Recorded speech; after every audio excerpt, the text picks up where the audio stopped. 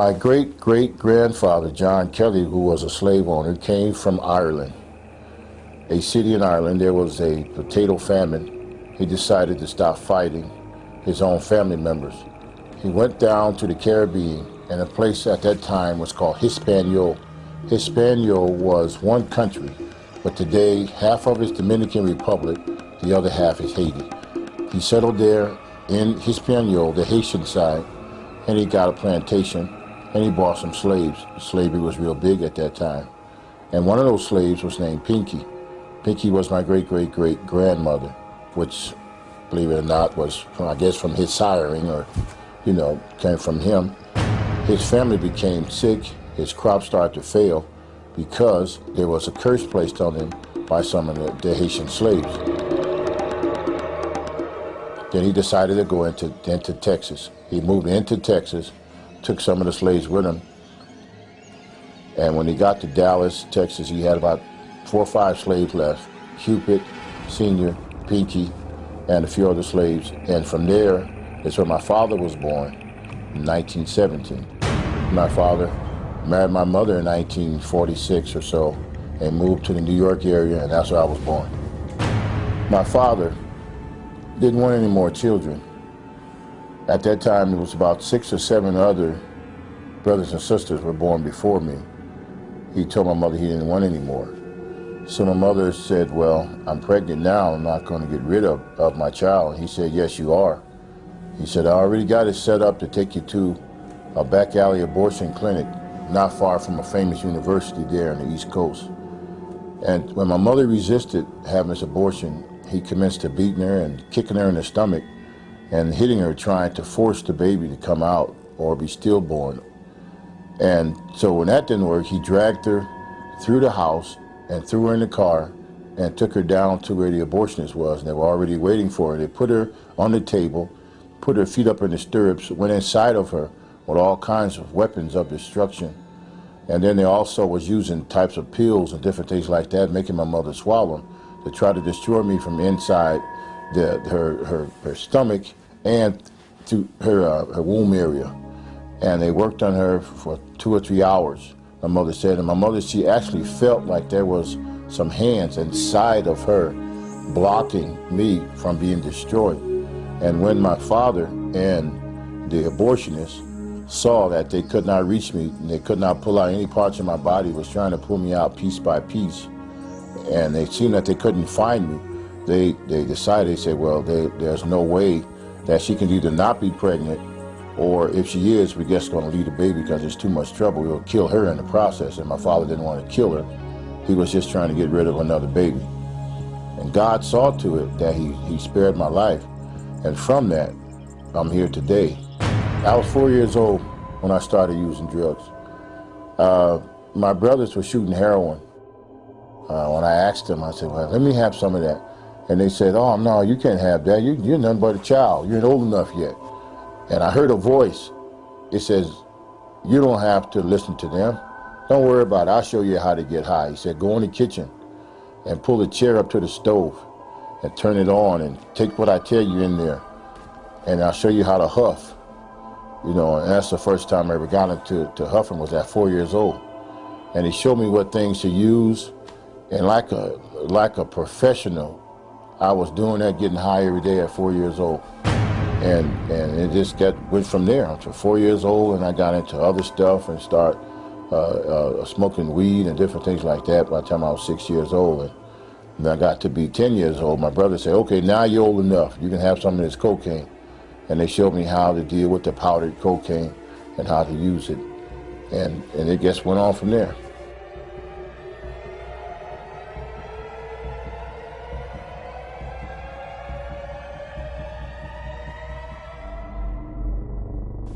As Curtis grew older, he also realized his family was involved in voodoo, a type of witchcraft from Haiti. He also met a voodoo priestess who casted spells for love, money, and power, but for a price. The Haitian voodoo priestess, actually, she was a priestess from Haiti who lived in Brooklyn. See, everybody has a territory in witchcraft. It's just like drug dealers got a territory. Well, witches and voodoo people, they don't overlap a lot of times. They have they say there's enough customers for everybody to go around. So she worked under my dad. She would act like she was a church evangelist. She would call meetings at our house, and she would have women that come who have lost their husband, not so much lost him because of death, lost him because he left her. And she would tell them, she'd say, you want to get your husband back? I got a potion for you, I got juju for you, I have a fetish for this and that and the other. For every problem she had a solution for you. And she was teaching me how to do the very same thing. She said, you are the seventh child. You are the seventh child of the voodoo priest, and you're chosen. And she told me, she said, you weren't supposed to be aborted or sacrificed. You were supposed to be taught. And I didn't understand any of those things, what she was talking about, but I found out later what she meant. She meant that my father was trying to abort me, but actually he was supposed to save me for me to go down to be trained. And that's what she said, I'm here to train you so you can go down to Port-au-Prince and do work under Papa Doc Duvalier and in the palace there in Haiti. And that's what she came to do. She came to train me. She was my teacher. Curtis continued to learn about voodoo, but even at an early age, he began to realize that all of his power came at a terrible price. At an early age, living in Connecticut, Curtis Kelly became involved in drugs and gangs. He was also instructed in voodoo, a type of witchcraft from Haiti, from a high-ranking priestess. But despite his newfound power and money, Curtis began to see voodoo's dark side. She taught me what the love potions were, how to use them, how to slow a person's business down. As far as if you wanted to work a person over real bad with pavor nocturnus. Pavor nocturnus is a really bad thing. Night terror. She showed me what how to put a person in nemos. Nemos is to put a person in a vicious spiral that they can never get out of. And the more they pay you to cast a spell off of them, the more they get wrapped into the spell. It's called Nemo cycle. And she said, you keep a person in Nemo cycle, you'll never be broke, because they got to keep coming back to you to get another spell and another spell, get them off of that spell, another spell off of that spell. And she was really, really a wicked person, and she was into control, manipulation, and keeping the person bound and attached to her. And that's what she was teaching me. She taught me, so many things, but those were one of the main two things that she was teaching me. And she took advantage of them not having a whole lot of money and trying to get over real fast. And many of them, they were into the occult. They were not witches, but they believed that if God took too long, the occult would get it right now. They wanted that quick fix.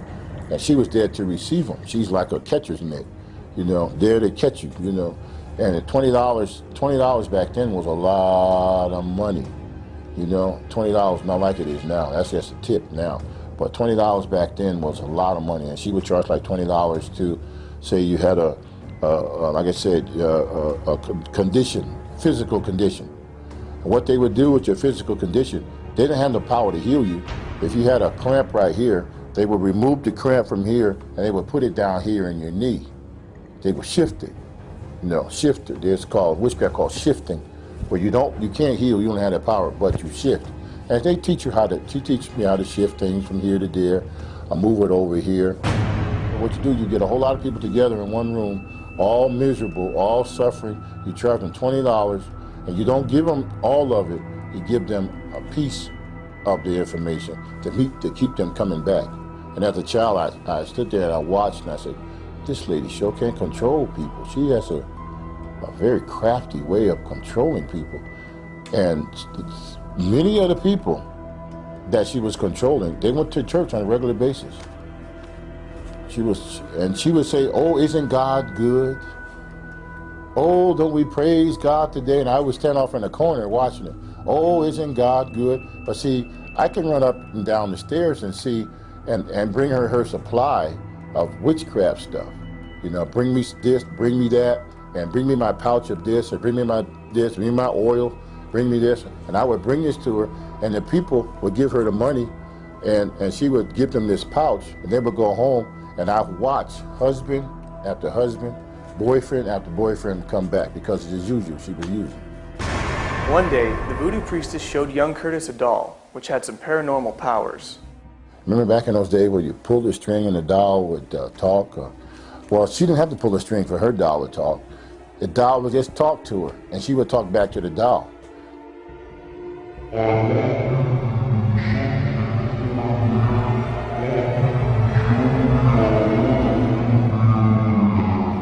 And I was standing there in amazement. I said, how can a doll have a how can you communicate with it with an object that's not even human? But what it was, through this doll, the entity was housed, and it could talk.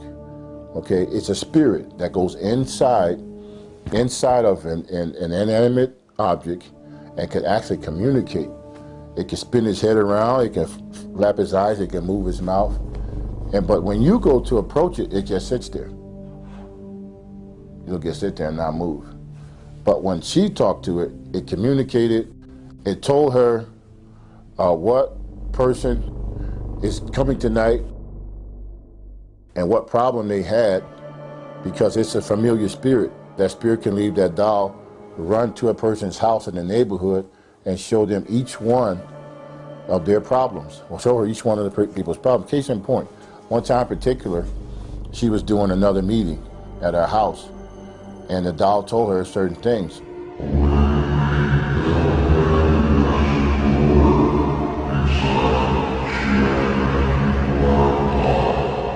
And so at the meeting, I was there with her, and she says, praise the Lord, I'm glad you're all here today. She said, you right there, lady, right there. She said, you have a dresser drawer in your house, and inside of that dresser drawer, you have this, that, and she itemized everything that was in her dresser drawer and never been to her house. Now, most people go to church and say, oh, that's the spirit of prophecy, hallelujah. She started hallelujah and going on, and I was there like a child like this, okay? Lady, if you only knew, this is witchcraft, this is sorcery, that's a voodoo priestess there. And you know what, it wasn't free. There was, the offering would grow then. Every time she would prophesy, I call it prophesy to somebody out of God, the people would just throw money at her, As Curtis plunged deeper into voodoo, he became frightened by strange apparitions that happened in his own bedroom. The voodoo priestess came into my room and set up all her fetishes and paraphernalia in my room. And when she did that, then those things start coming through the floor. They started I mean, I would have things run through my room, and I would see them running through my room about this big, chasing and running. And one particular time, I was asleep, and all of her stuff was on my desk. This stuff, these powders and all kinds of things, and parts of animals and hair and fingernails and all those things. That's why you got to be very careful who you give your hair and fingernails to. Seriously, they say, I want to collect your fingernails. Why you want to collect my fingernails? Oh, I gotta do something. That's okay, that's okay. Oh, I want to get a lock of your hair. Why you want a lock of my hair for? You know, oh, I just want to, why you want a lock of my hair? No, I just want to, so be very careful who you just keep your eyes open on some of those things, And so she had my dresser drawer all filled with all kinds of stuff. And one day I was laying down and I heard something shaking under my bed. I said, what in the world is that shaking under here? So I woke up all the way and I turned the lights on. I said, what can this be shaking under my bed? What is this? So I looked under the bed, and then I saw my dad. I said, Dad, what you doing under this bed? What's going on? To myself, I said, you sort of old to be playing these kind of games. It's late, go downstairs and go to sleep. He didn't say anything, just got a grin on his face like this. And his skin tone was green and he was all scaly. And I had never seen anything like this before. I said, Dad, what kind of stuff is this? And then he came out from under the bed, and the more he came up, he had the top torso part of him, but the bottom of him was like a fish's body. Green scales like a fish, And he came up and he smiled at me, and he laughed at me, and then he did one of these numbers and dived and went right through the floor. And at that time, I freaked out. I said, oh my God, this lady is really, she's turned this room into a horrible place. And I got up and I was so scared. I said, oh my God, what is this? Wow, what is this? Wow, I didn't know this was all involved with this voodoo stuff. And as I was sitting on the edge of the bed with the light on, I heard something in the closet. And I said, oh, now what is this in the closet? I opened the closet door, and there's about 2 or 3 little imps running, just running. And they ran right through the wall. I said, oh my God. And all that night, I get set up on the bed. And I was too afraid to go back to sleep. I didn't know what to do. And I said, my God. I said, wow, what am I into? And then that next day or so, she came back. She didn't stay with us all the time. She would go to New York and come back, go to New York and come back, which was only like a half-an-hour drive where we lived. And she said, this is what she told me. She said, you know, you're a chosen vessel, that you're a Haitian. I didn't know anything about Haiti at that time, only 6 or 7 years old.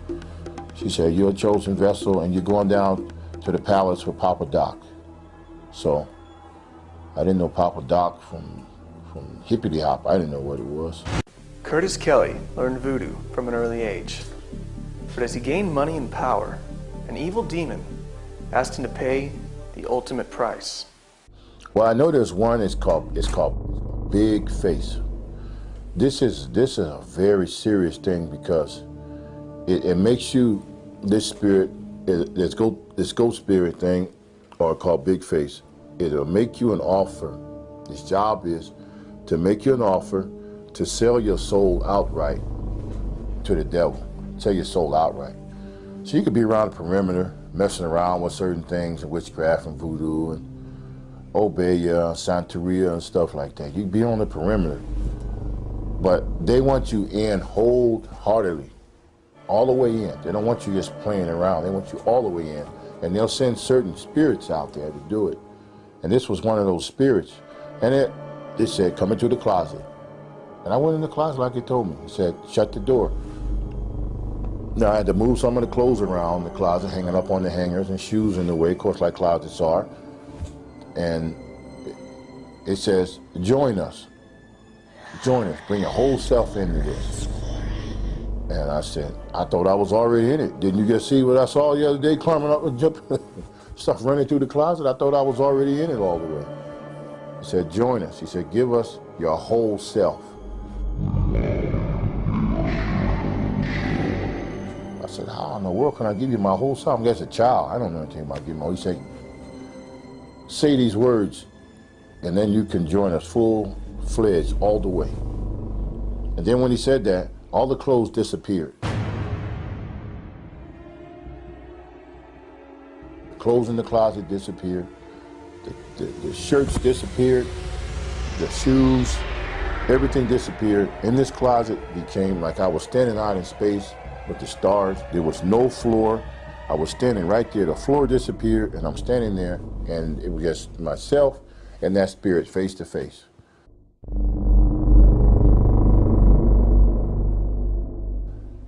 He said, if you give yourself totally, he will give you power.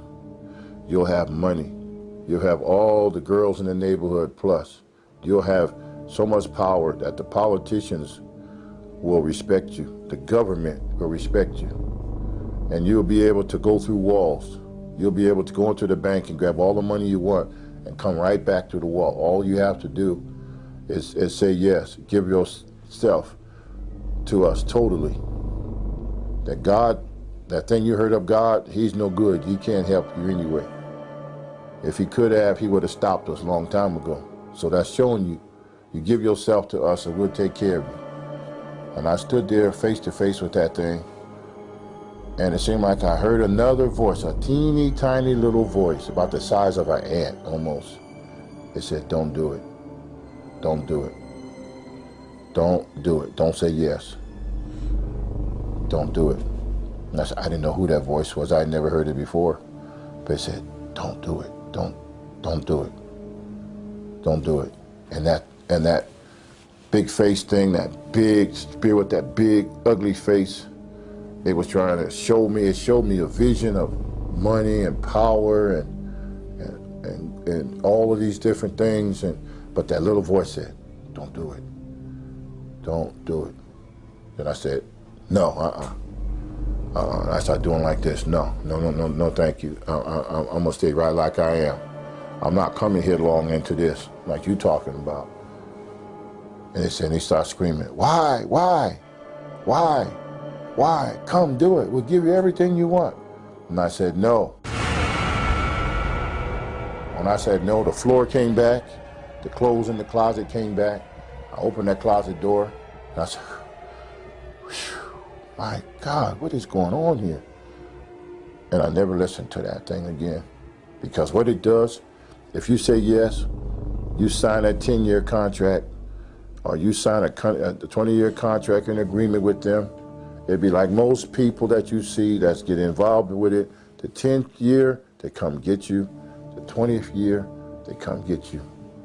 They kill you right on that 20th year. And it happens. I can name some people that I know of that did what that thing invited me to do. They got the richest fast, they got famous on television, they became famous rock stars, they became famous actors and actresses, and after that 10-year contract, or that 20 years, they died right in that same month, day, and week, and second that they signed off. I was in some very, very evil stuff, but I was too deep into it at that point to get out. Curtis Kelly, as a young boy growing up in the New York area, became entangled in a web of voodoo. He was trained by a voodoo priestess and told he would be taken to meet the president of Haiti for additional training. But he realized the voodoo woman was robbing his neighbors by selling them false cures for their illnesses. He was tormented by demons at night who appeared to him in many forms. Finally, one particular demon offered him power, money, and women if he would be willing to give himself completely to these evil forces. He said no, but the battle was far from over. Okay, the waster spirit. The waster spirit is exactly what it is. It's a spirit that's job is to make you waste away a little bit at a time every day. Its job is to cause a lot of fear. To fear of being in a house by yourself, fear of turning the lights off, fear of flying on an airplane, fear that different things are going to happen to you, fear that you're going to go broke. It torments you constantly. Like one famous actress said, the reason why she works so hard because she's afraid of going broke, and she's tormented with that idea. So if you're tormented in public, you're tormented in private. It won't just attack you outside. It starts in your house. They love to hang out in closets and under beds, and their main target a lot of times is children. They love to torment children. And I tell parents all the time, if your child say they see something in the room, don't beat them down. Just go in there and see. You know, let the waster spirit, this actual spirit, let them know that this child is not alone anymore. Now the child got some help. Go in there. If you're born again, spirit-filled Christian, take your bottle of blessed oil and anoint the threshold of that room, just like Moses did the death angel. It's not the death angel, but it still torments. The death angel, you know, that came to do away with you. What this thing does to slowly pick at you until you are nothing but just a bag of torment. If the wind blows too hard, you'll say, well, what is that? What is that? That's the job of the waster spirit. It does what it says. It comes to waste it away. It's in the bed. It's in the closet, and it's also known around the world as the boogeyman. That's his name, which comes from the Caribbean islands, the bogey. They used to call it the bogeyman. And children who were bad, they used to be threatened by the parents to say, if you don't be good, you know, they would say, Mom, if you don't be good, Mom, Mama's going to take the boogeyman after you, Mom. You know, that's in the Caribbean. And children would be afraid, but by the time they got to America, it went from boggy to boogie, you know, and it is a spirit, and children are tormented by it. And then people call the waster spirit in the church. Many church people have the waster spirit to where they can't sleep at night. They're tormented. It takes your sleep away from you. It'll actually take your sleep. You wake up in the middle of the night over and over again because you're under attack of the waster spirit. Say over in Europe, in some parts of Europe, they call it tantu. It means household ruler. And when a person dies, and this is where this thing is so creepy. When a person dies, especially the man or the father, what the waster spirit would do, it would take on the appearance of that person, and it would walk through the house, and then you would feel your bed go down. You would feel the room always cracking, pops, and like doors closing when nobody's in the house. That's the waster spirit, and it just looks like the face of a ugly person. Sometimes gray in appearance, sometimes brownish appearance, big ugly cold eyes that never look to the left or right but stare straight ahead. Even though he knows you're right here, if you see him, he'll just stand straight ahead, like disregarding you being there. Even there, he's there to torment you, but he's not paying you no attention because to him, you're not nothing. He's just coming to destroy you. You're in his house. He's going to look right at you. I've seen him face to face. I've talked to this spirit from time to time. It's a very big hand. One finger is as big as both of my fingers put together on one hand. They're very big. I was even touched by them as a child. Told me I was supposed to do certain things for him. It's an actual spirit. It slides in sometimes like it's got broken feet. You'll see it here sliding in the middle of the night, and you can feel it in the closet. You can feel radiation from it. That's why fear is nothing without the presence of it. That like radiation that comes off of a spirit, that's the part that torments you. That's what the Bible said. Fear has torment. That's the part that torments you. If you don't feel it on your natural body, big deal. Hasn't done anything to you. You can laugh at it. But what it does, it knows that it radiates a type of radiation that burns. It makes you feel bad. You feel a horrible feeling. And then it'll have black spots in the ceiling. It'll be like clouds over clouds. That's when you know that wasted spirit is in your house. And there's millions of people around the world who are tormented every day by a wasted spirit. They can see its actual look, like the face level of a man, because these are fallen spirits, they're fallen angels, you know, and they have an appearance like some of them have a male actual appearance. They look like a man with the eyes, nose, and mouth. But God has not given us that spirit of fear, but power, love, and a sound mind. And they love secrecy. They love it. They love for you never tell anybody that you're tormented. Don't say anything. Nobody's going to believe you. See, and that person that you want to tell, he may be tormented too. See, so there may be 3 of you tormented in the same room, but he said, don't tell, because he doesn't want to be brought to the light. They hate the light. Any kind of light, they hate it. They hate it. They actually hate it. And that's why they don't want you to turn on any lights up as far as knowledge of people knowing that they exist, or the house light. They don't want it. Curtis Kelly used voodoo to his advantage, but was also attacked by the same demons which gave him money and power. Kelly became aware of his own father's involvement in an occult club which practiced astral projection. My father's friends, they were very demonic. They come from a very demonic elite club. Everybody couldn't join or be involved with that club.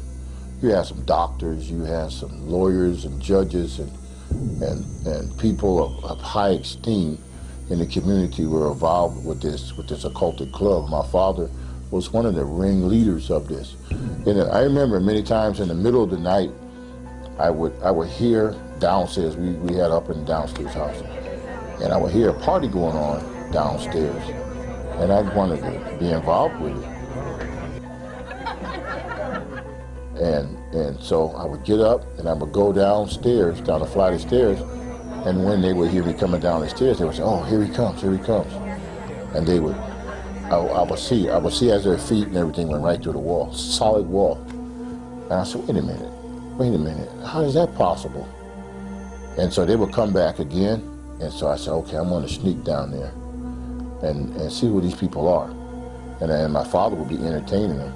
And they would be partying, smoking, drinking, laughing, making all kinds of noise. But when they would hear I'm getting close, they'd say, oh, here we come. And each time I come, I would see more of them.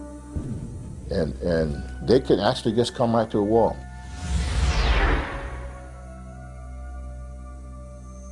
They can astral project, come right to a wall. It was no problem to them. Now, be it in their physical body or spiritual form, I'm not quite sure, but I know they can do it. And there's many people out there that can still do that to the demonic realm. That's what those people were. They have sold themselves out 100% to where they can astral project and they can go from one place to another. That's why when you want to go overseas, make sure you know the principalities, powers, and everything in those regions before you go there, because in some parts of the world, there's those priests, those shamans, and those voodoo priests, and the witches, and Santeria, and all the people that practice Obeya and all that stuff. Those people are the higher level of witchcraft. They literally can get on their cedar broom and fly or levitate. They can do all of those things without it, without an airplane, without a helicopter or anything. They just straight when they want to go somewhere, they just go. They just go, and whether in the body or not, I'm not quite sure how they do it. But that's the group my father was running with. I never actually seen my father do it, but I know when he was there, he disappeared too. One day, Kelly became aware of how powerful and deadly evil curses can be. My grandmother, I love my grandmother, and one particular day I was walking through the projects and I heard an argument going on. I said, oh, who's this arguing? You know me, I was always in for a good fight. I said, who's fighting? You know, not too much to see girls or ladies fight, you know, but they did fight in our neighborhood too. And I recognized his voice from a distance, from a half a block away. I said, that sounded like my grandmother. And she was giving somebody what for too. She was giving it to him, oh boy. And so I got in closer to see what was going on, because it was always taught to stay out of grown people's business. You know, don't get into the business of adults, so we were taught that. So they said, if you see adults arguing, you stand back and you don't say anything. You know, so I did. I just stood back in the back a little bit as they were going forth. And there was a man there. He was saying something to my grandmother. I had never seen this man before. I didn't know who he was, because I thought I knew everybody. There's 5,000 families in the projects, and I knew everybody between New York and Connecticut. So I figured, no, I knew everybody. I didn't know who this guy was, arguing with my grandmother. So I didn't say anything, and I just stood back and watched. And they were going at it. I mean, they were going at it. My grandmother was little, but boy, she was holding her ground with this guy. And then she said something. She did her fingers a certain way, and she said, I'm gonna curse you. And she did one of these numbers, and she threw her hand, and she said some words that I'm never gonna say those words, but she said those words, and that man fell over backwards. Bang, he fell over, hit the concrete real hard. And I looked at that, wow. I called her Mama. I said, Mama, I didn't know you had that kind of power. I want that too, you know? And so I said those words that she said. I stood there in the background, way over there, about 10, 15, 20 feet away. She didn't know I was there. And I said those same words she said, and I saw something start spinning, like a tornado started spinning, just like this. And it started spinning faster and faster, and I looked there, and it came like this, and right inside of me. And I said, oh my God, what did I do? And then it was something was inside, it was still kept spinning inside of me. And I got so scared, I ran in the house, wasn't that far from our house. I ran in the house, and I saw my brothers and sisters and everybody there, and I was trying to explain to them what was going on. And said something, I kept saying, something's in me, something in me. What's in you? I said, I don't know, something's in me. Get it out, get it out. Something's in me, get it out. I said, oh, you crazy, nothing in you. What's in you? So I said, it's inside, something's inside me. I said, all right, nothing inside of you. So that night, one of my uncles, he had a drinking problem real bad. He and I was real close. My dad and I weren't close, but my uncle, he sort of raised me. But everything my dad would show me bad, he tried to show me good stuff.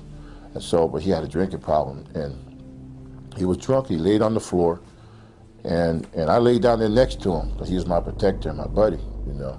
He still is, he's still alive, so I still love my uncle. And I laid there, and next thing I know, I hear that spinning thing coming. Now it's coming again, middle of the night, it's coming again. And I said, Unc, wake up, Unc, something's happening, wake up. He was so drunk he couldn't even lift his own head. He said, "What's wrong, nephew?" I said, "Something wrong, uncle, something wrong, something spinning inside of me." And the next thing I know, the closet door opened up and out stepped this big old green thing with wings. And he stepped on my arm. I tried to get under my uncle and I was trying to hide, but this big old green creature stepped on my arm and stopped me from moving. And I started to scream and I was yelling and nobody was helping me. My uncle was drunk.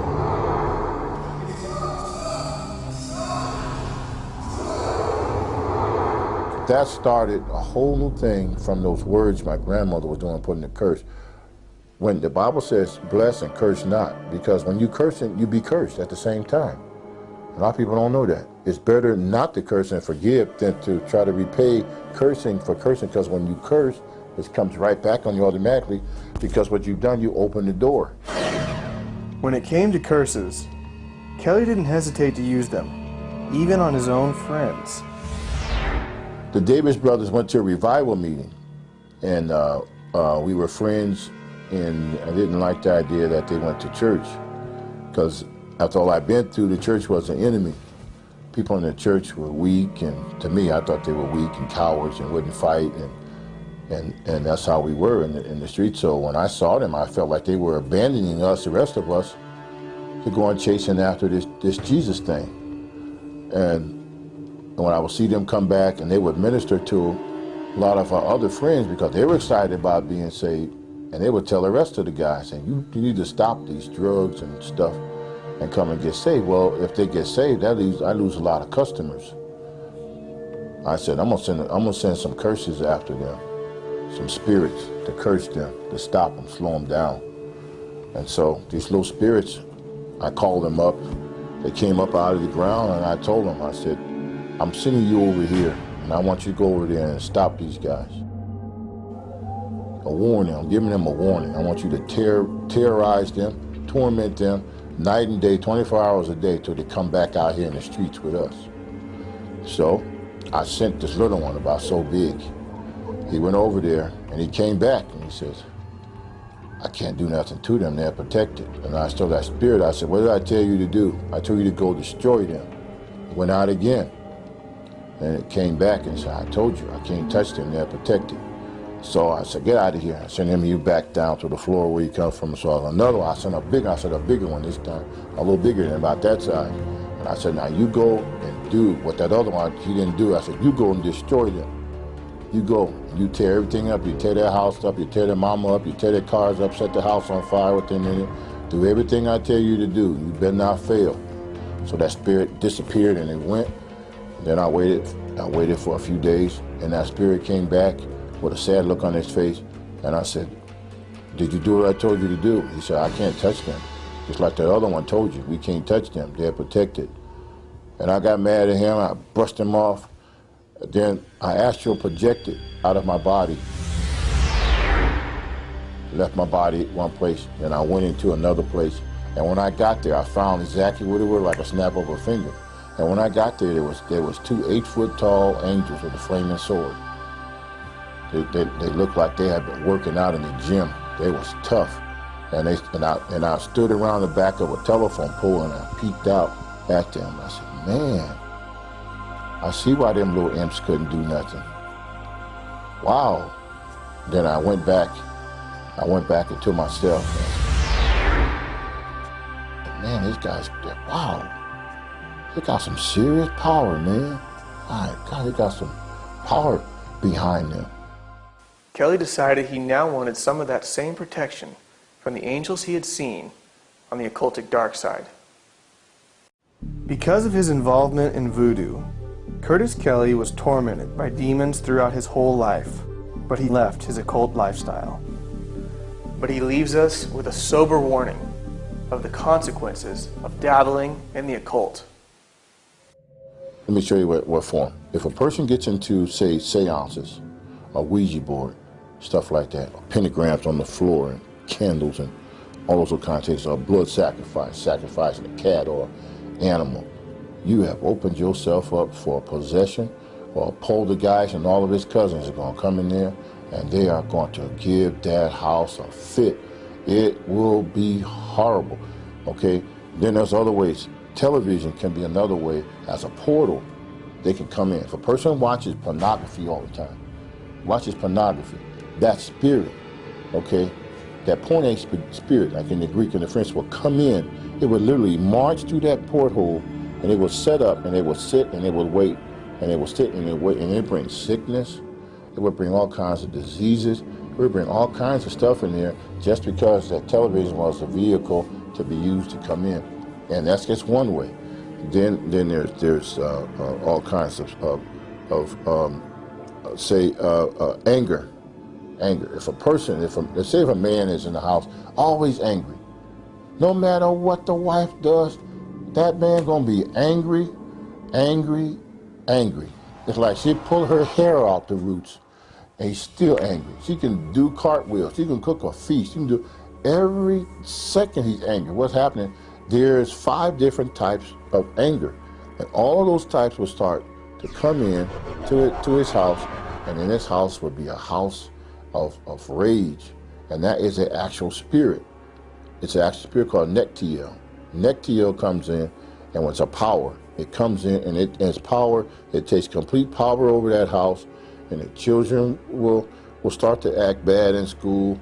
There's no love there. People will come and they can feel that. So, you know what, man, it's getting late. I'm going home. Wow, this is a bad house to be in. I feel the creeps when I come in here. It's because that person has allowed those things to come in. After experiencing the occult firsthand, Kelly feels he will never go back to his former practices. So you got to draw a line in the sand. You say, can't follow me no more.